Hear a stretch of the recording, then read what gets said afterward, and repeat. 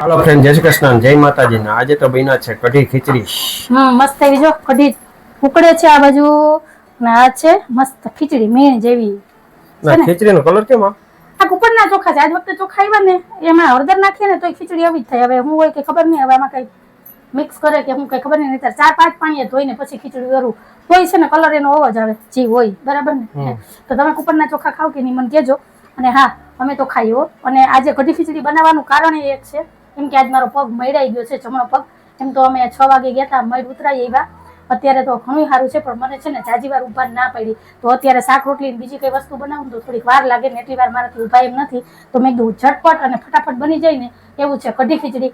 એટલે આ બધાને ભાવે અને રાતના વ્યારામાં હળવું ને બહુ સરસ હોય ને ખાવાનું તો મજા પડી જાય. તો તમારે બધાને શું કહેવાનું છે કહેજો.